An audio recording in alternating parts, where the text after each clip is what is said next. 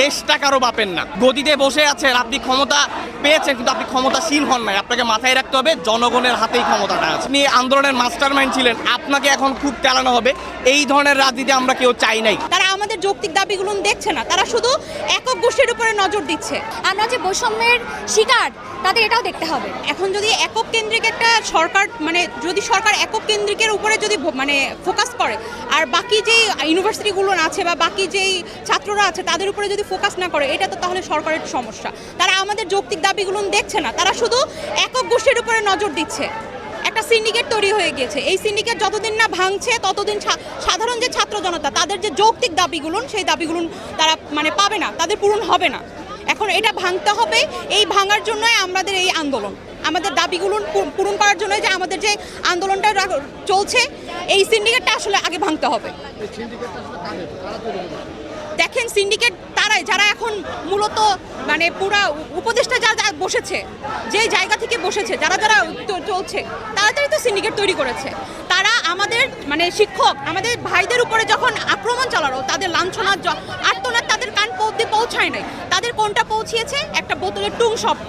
এই বোতলের টুং শব্দ যখন গিয়েছে, তারা সবাই নিজেদের জায়গা থেকে পোস্ট করেছে ফেসবুকে। কেন তাহলে দুপুরের যে কাহিনীটা তারা এই ঘটনাকে তারা বারবার উপেক্ষা কেন করছে? কেন আমাদের শিক্ষকদেরকে গায়ে যে হাত তুলছে এইটার কেন তারা ফোকাস করলো না? তারা বোতল মারাকে কেন ফোকাস করলো? তাদের প্রত্যেকটা কথার মধ্যে ছিল যে বোতল মেরেছে, এটা করাও হয়নি, উচিত হয় না। আমরাও মানছি যে এটা উচিত হয় নাই, কিন্তু আমাদের শিক্ষকদের রক্তের দাম তারা কোথায় দিচ্ছে? এইটার জন্য আমরা অনশন চালিয়ে যাবো। এরপরে দেখা যাক যে কতদূর জিনিসটা পৌঁছায়। তাদের দাবি দয়া নিয়ে আলোচনার থেকে বোতল কাণ্ড এখন আলোচনা বেশি হচ্ছে, আসলে এটা কেন? বোতল কাণ্ড নিয়ে আমি আসলে দুইটা কথা বলবো ওসি হারুনের মতো করে। প্রথম কথাটা হচ্ছে, আপনাদেরকে মাথায় রাখতে হবে আমরা যেই রাজনীতি চেয়েছিলাম সেই রাজনীতিতে দেশটা কারো বাপের না। দেশটা যদি আপনি স্বাধীনতার ঘোষণা দিয়ে থাকেন তাহলে আপনার হয়ে গেল দেশ। আপনি আপনি রেডিওতে ঘোষণা দিয়েছেন, দেশটা আপনার হয়ে যাবে। বা আপনি আন্দোলনের মাস্টারমাইন্ড ছিলেন, আপনাকে এখন খুব চালানো হবে। এই ধরনের রাজনীতি আমরা কেউ চাই নাই। আপনি যতটা কথা বলবেন আপনাকে খুব সুন্দর মতো কথা বলতে হবে। আপনি হয়তো শব্দটা ব্যবহার কেন করেছেন? আপনি বলছেন হয়তো পুলিশ আটক করে এখানের মধ্যে অ্যাটাক করেছে। হয়তো কোথায়? এখানে আপনি 21st সেঞ্চুরিতে এসে যদি আপনি বলেন যে আপনার হয়তো এখানে ছবি আছে, ভিডিও আছে, ফুটেজ আছে, আপনি কেন হয়তো শব্দটা কেন বলবেন? অর্থাৎ প্রত্যেকটা রাজনীতিবিদকে খুব সুন্দর মতো তাদের গুছিয়ে তাদের ব্রেন থেকে ইন্টালেকচুয়াল শব্দগুলো ব্যবহার করতে হবে। গদিতে বসে আছেন, আপনি ক্ষমতা পেয়েছেন কিন্তু আপনি ক্ষমতাসীন হন নাই। আপনাকে মাথায় রাখতে হবে জনগণের হাতেই ক্ষমতাটা আছে। ক্ষমতা আপনি সিটে বসছেন তার মানে আপনি ক্ষমতাবান, এই জিনিসটা থেকে আপনাকে বঞ্চিত হতে হবে। এই জিনিসটা মাথায় রাখতে হবে, তারপরে আপনি মানতে হবে। আমরা এখানে অনেকেই হয়তো বলছে যে বিএনপি সরকার বা খালেদা জিয়ার তৎকালীন সরকার জগন্নাথকে আপনার অনুমোদন দিয়েছে বলে বা জগন্নাথকে পাবলিক বিশ্ববিদ্যালয় হিসেবে স্বীকৃতি দিয়েছে বলে আমরা হল থেকে বঞ্চিত হচ্ছে। শুধু হল না, বিভিন্ন জায়গা থেকে, বাজেট থেকে, সব জায়গা থেকে আমরা বঞ্চিত হচ্ছি।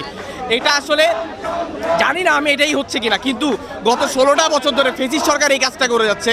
তাহলে আমি ফেসিস্ট সরকার যখন করছে তখন আমি বলতাম যে বিএনপি কারণে এটা হচ্ছে। তাহলে এখন কেন হচ্ছে? এখন কেন আমাদেরকে মূলা ঝুলিয়ে দেওয়া হচ্ছে?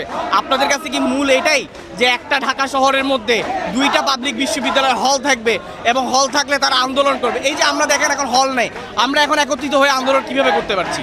আমাদের এখানে আন্দোলন করার রিজন, আমাদের মেইন শক্তি হচ্ছে আমাদের ছাত্রত্ব। আমরা যারা ছাত্র আছি আমরা এখানে আন্দোলন করব। আপনি যদি ভয় পেয়ে থাকেন, থ্রেট মনে করেন, হলের ছেলেদেরকে থ্রেট মনে করবেন না, আপনি থ্রেট মনে করেন ছাত্রদেরকে।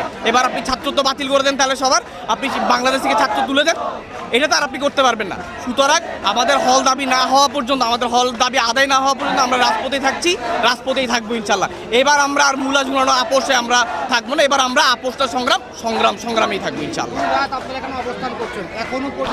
আচ্ছা, আপনারা আজ 3 দিন যাবত আন্দোলন করছেন, আমরা দেখতে পাচ্ছি যে আপনাদের দাবি দয়া নিয়ে আলোচনার থেকেও আপনাদের যেই বোতল কাণ্ড সেটা নিয়ে আসলে আলোচনা বেশি হচ্ছে, এটা কেন? আসলে বোতলটা নিয়ে আমার মতে সেটা হচ্ছে যে বোতলটা আসলে ইচ্ছাকৃতভাবে দেওয়া হয়নি, ওনার উপর ইচ্ছাকৃতভাবে ক্ষেপণ করা হয়নি, সেটা হচ্ছে ভুলবশত হয়েছে আমাদের মতে, এটা ইচ্ছাকৃতভাবে হয়নি। আচ্ছা, আপনারা 3 দিন যাবত আন্দোলন করছেন, এখন অবধি কোনো বার্তা পেয়েছেন কিনা আপনারা আপনাদের দাবি দেওয়া? না, আসলে দাবি দেওয়া মানা হলে তো আমরা এতদিনে আন্দোলনটা করে দিতাম, বন্ধ করে দিতাম, এতদিন আন্দোলন থাকতো না। 2 রাত আপনারা এখানে অবস্থান করছেন, এখনো আপনাদের দাবি দেওয়া মানা হচ্ছে না, এর পিছনে কি কারণ দেখছেন এই আপনারা? আন্দোলন তো দীর্ঘদিনের, আমার মতে এই আন্দোলনটা তাদের মানে নেওয়া উচিত, মানে একটা রেজাল্ট আমাদের জানানো উচিত, কারণ আমরা কতদিন আর বাইরে এইভাবে মেসে থাকবো, আমাদেরও তো হল দরকার অন্যান্য ইউনিভার্সিটির মতো, আমাদের তো এটা রাইট আছে নাকি।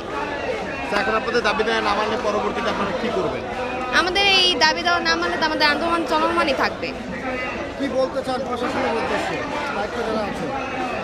তাই আমরা এটাই বলতে চাই যে তারা যেহেতু আমাদের মানে ফেসিস্ট যেহেতু হলো একটা আন্দোলন হয়েছে, তারাও যাতে আমাদের সুবিধা অসুবিধাটা বুঝুক, সেই অনুযায়ী ব্যবস্থা নিক, আমাদের এইটাই দাবি আর কি। আপনারা 2 দিন যাবত আন্দোলন করছেন, এখনো সরকার আপনাদের দাবি কেন মেনে নিচ্ছে না? আপনাদের দাবি তো যৌক্তিক। সরকার পর্যন্ত যাচ্ছে না। সরকার, আমরা দেখছেন আমরা স্বৈরাচারী শাসককে সরাইছি, আমাদের এই সরকার ঢাবি কেন্দ্রিক সরকার, ঢাবিতে কোনো আন্দোলন হয় তখন তাদের টনক নড়া উঠে, তারা প্রত্যেকটা পর্যায়ে তখন চলে যায়। বাট আমাদের পুরো মাস ধরে আন্দোলন চলতেছে, এখানে আসছি আজকে 2 দিন, তো আমাদের ক্যাম্পাসে গত 1 মাস ধরে চলতেছে, তারা কিন্তু দেখতেছে না।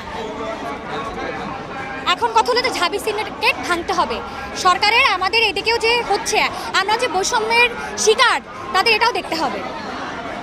তাদের একগোষ্ঠীর উপরে তাদের ইয়েটা বেশি থাকে, তাদের যে আপনারা যে সকল দাবিগুলো করছেন এগুলো যদি মেনে না নেওয়া হয় সেক্ষেত্রে এখানে কতদিন অবস্থান করবেন? পরবর্তী আমরা জুম্মার পরে গণ অনশনে যাচ্ছি, যদি আমাদের দাবি, এই যে আমার 4 দফা দাবি যদি না মেনে নেওয়া হয়, যদি না মেনে নেওয়া হয় আমরা গণ অনশন চালিয়ে যাব, দেখি কত দূর যায় এরপরে।